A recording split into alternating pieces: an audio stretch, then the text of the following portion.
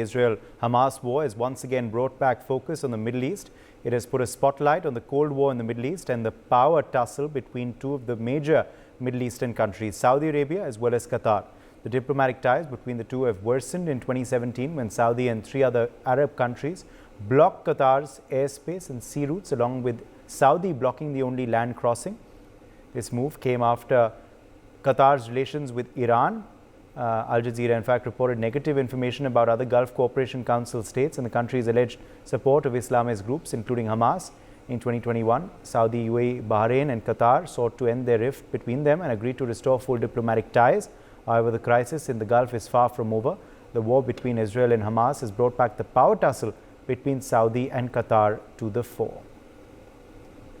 Joining us for more details on this story is Ambassador Bhashpati Mukherjee, former diplomat. We also have Adit Kothari, international affairs expert, joining us live. Pramit Pal, senior journalist, also joins the broadcast. Ambassador Mukherjee, let me begin with you first. It's important to put some context for our viewers on historical ties between Qatar and the Middle East, in particular Saudi Arabia, to understand what really is at play currently.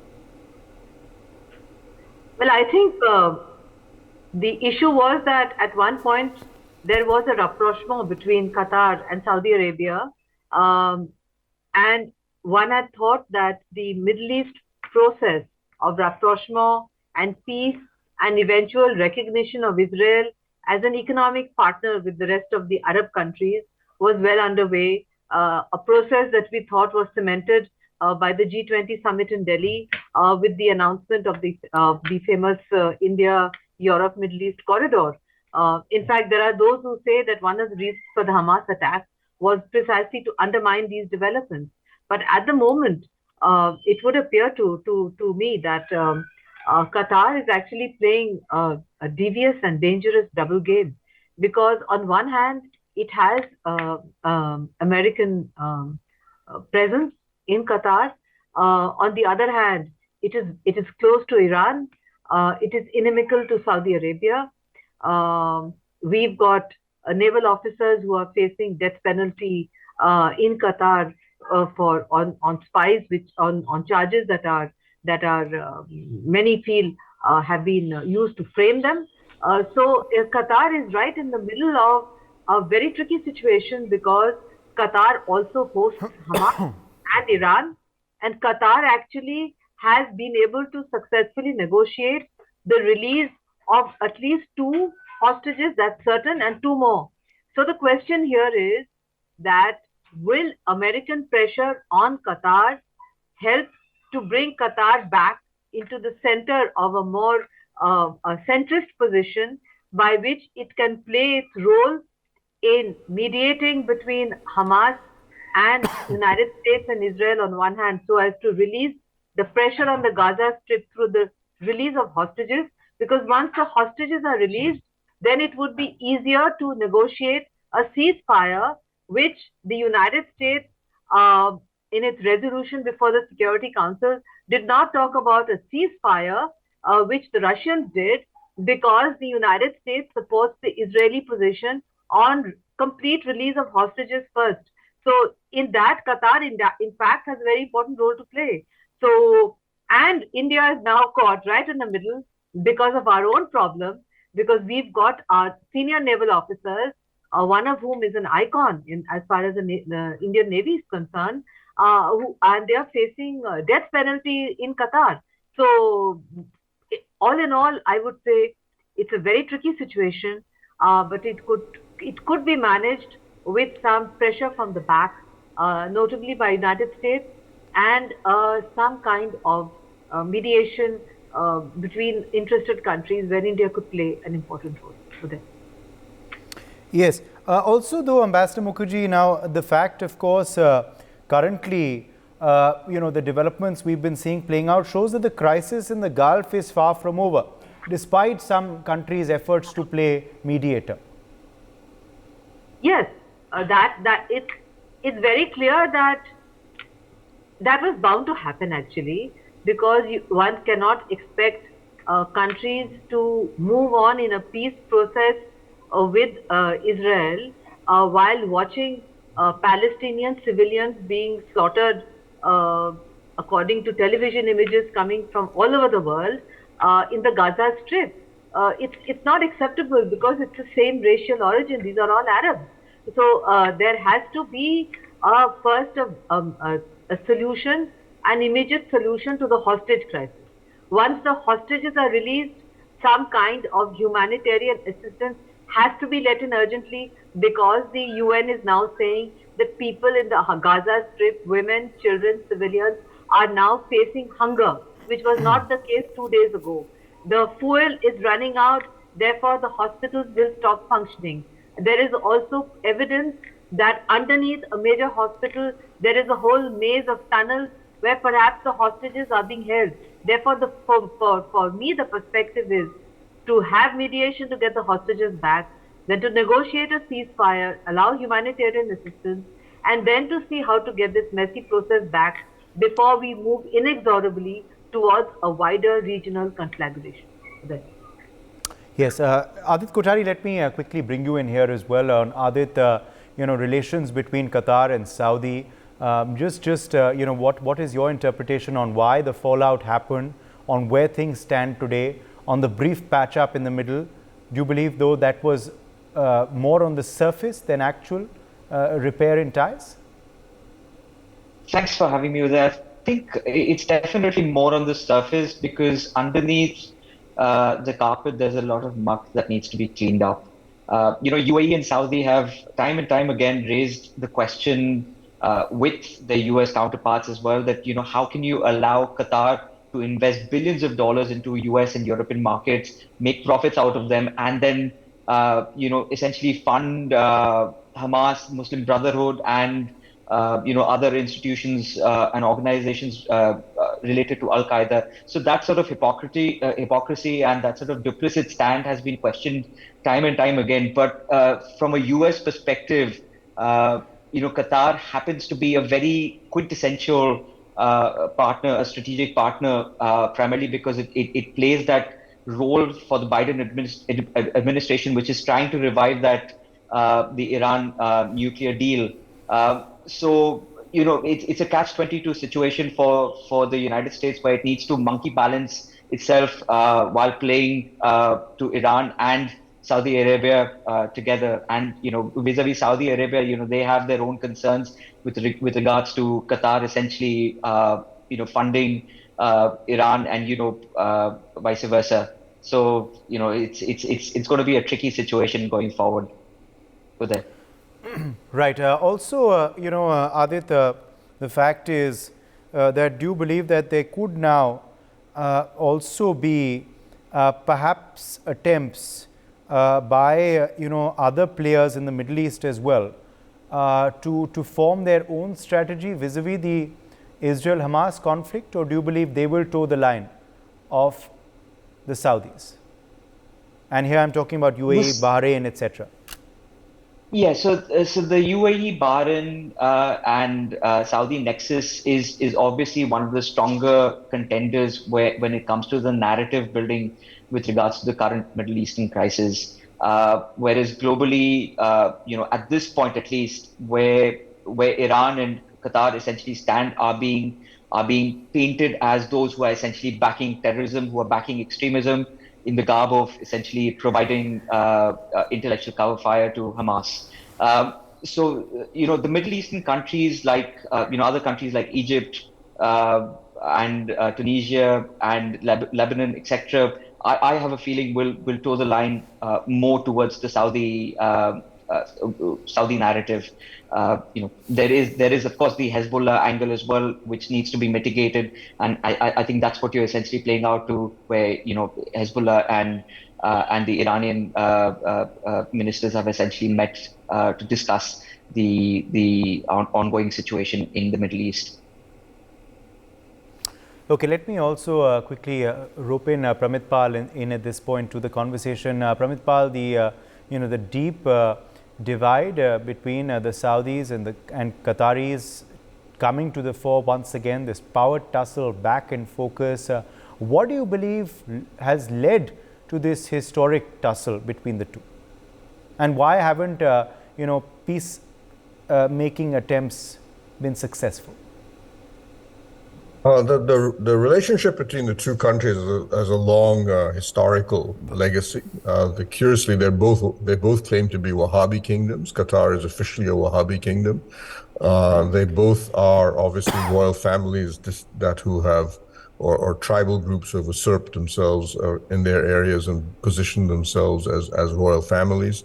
And they both are big petrochemical, in the case of Qatar, gas, in the case of Saudi Arabia, oil, petrochemical giants. And since then, however, they've not got along with each other at all. And Qatar has played an unusual game. It's a much smaller country, but it's politically very stable in the sense that there are only 400,000 Qataris. And given the enormous wealth of the country, they have no concerns about domestic problems or political issues. This allows them to use their great wealth to play, if you wish, a very unusual or sometimes seen as mischievous role in the neighborhood. And a lot of that is designed to secure themselves against a potential Saudi, some form of Saudi confrontation.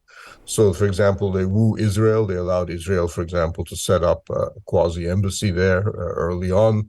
They have allowed a huge American base. At the same time, they support the Taliban. They were the big supporters of the Islamic State, and they support Hamas.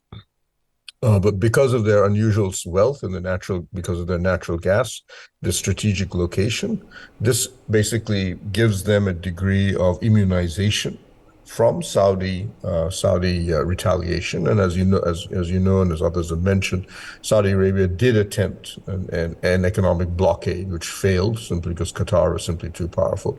Qatar also infuriates the Saudis by wooing and maintaining a good relationship with Iran. Who is in many ways, both the UAE and Saudi Arabia have continued to see Iran as their primary regional rival and problem. But what we're seeing here is interesting because Saudi Arabia and UAE, as you know, have been trying to develop a new regional architecture. The ITU2, IMEC, as has been mentioned, were attempts or the beginnings of that new architecture, at least ones that incorporated India, built around trade, connectivity, finance, and so on. And part of that was to incorporate Israel into the proceedings. And eventually, the idea was to bring Iran as well. I think what we see here are two problems, of course. One is that Hamas, at least, as opposed to the Palestinian Authority, which is a separate organization, partly because of its backing from Iran and partly because of its hostility to Israel as a whole, was never part of this understanding, and nor was Iran. And Qatar actually sat on the fence. They were also not incorporated into those agreements. They didn't come out publicly against them, but they could see that they were waiting to see which direction this would go. What you now have seen, and I think President Biden alluded to this in public, that whatever the reason for the attack by Hamas on Israel, and then maybe different local drivers for that, the attack and the retaliation that is now taking place has allowed or given leverage for Iran and Qatar to come in and basically dismember or begin to undermine that regional architecture. This is India's biggest concern because both IMEC and ITU would have been exceptionally good for the Indian economy, allowed us to connect very strongly not only to the Gulf, but all the way to the European Union, and as for purposes of our trade, investment, and the ability to promote our digital capacities, this would have been an excellent thing. Plus, the fact that Saudi Arabia, UAE were prepared to build a lot of that. They had committed between them almost $100 billion to do so. This would have been an enormous push for the Indian economy. These are now circumstances beyond our control, what is happening in the Levant. But obviously for India, the preference would be that somehow this would be stabilized at some point. But I don't expect, the only real issue now is the degree of retaliation by Israel. I don't think a ceasefire is going to happen. It's simply not going to happen because Israel is now committed, given the sheer casualties it's taken, that its entire political class has concluded that Hamas's leadership must be eradicated. And they are prepared to do this. The only request that America has done is do this as fast and quickly as you can, but get it over. when you launch your attack, but a ground attack of some variety is inevitable. So therefore, a ceasefire is not really in the game. The question is, how do you handle the aftermath of that attack is what is in question right now.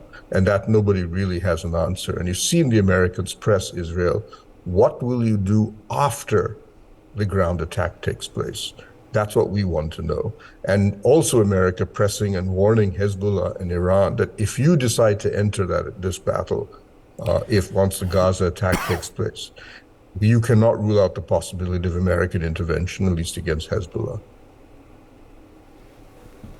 All right, let me quickly, in fact, take that across to you, Pramit, on on what we're going to be seeing next vis-a-vis these countries' positions publicly on the Israel-Hamas conflict, and where that will leave them vis-a-vis each other. The question is, and that's why the Americans are nervous. Their view is that if this becomes if the Israelis go in and it becomes a protracted, house-to-house battle in which they are unable to extract themselves or get themselves involved in some extraordinarily bloody action, it will be bloody anyway. But the longer it takes and the more bodies that pile up, automatically the Arab street will obviously respond very strongly. At which point Saudi Arabia and the UAE, which have no love for Hamas either, but will be forced by public opinion at home and across the Arab and Islamic world to basically lash out at Israel.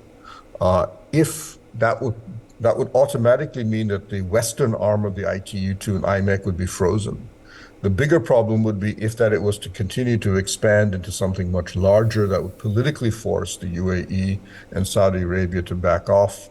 The Abraham Accords, which is in many ways the diplomatic base on which the ITU-2 and IMEC is built, itself could fall apart, in which case they would say, we no longer recognize Israel, at which point both the ITU-2 and IMEC are effectively dead. So therefore, that is the bigger casualty. That was the bigger concern that we would have to see. But this depends on what happens on the ground, and then what is the public or the Arab response or the Arab street response to what happens in Gaza. All right. Well, let me quickly take that back across to Ambassador Mukherjee. Ambassador Mukherjee, clearly, of course, there is a crisis in the Gulf. There is a crisis, of course, as we are seeing Israel-Hamas. There is a crisis in Russia-Ukraine now. We are seeing a meeting also that was held between Iran leaders and Hamas leaders, interestingly, which was hosted by Russia. That is also going to now complicate things, isn't it? And perhaps now the geopolitics playing out, Ambassador Mukherjee, this conflict not localized anymore. The most important thing is to understand that the Security Council is completely ineffective and divided. They've not been able to do anything on the Russia-Ukraine conflict, and they have not even been able to impose a ceasefire, which they can under the UN Charter, between Israel and Hamas in the Gaza Strip. So this means that the United Nations is completely ineffective. The Security Council is completely ineffective. As far as the wider implications are concerned, they are pretty alarming.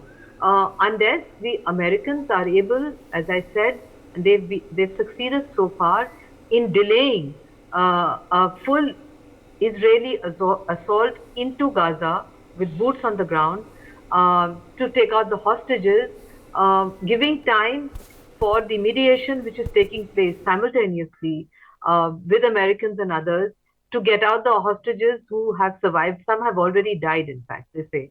They say about 25, 30 of them, unfortunately, have already been killed. How will be established later. If there is time given to take out the hostages, then perhaps there would be no need for a complete assault, ground assault on Gaza, where civilians would be butchered.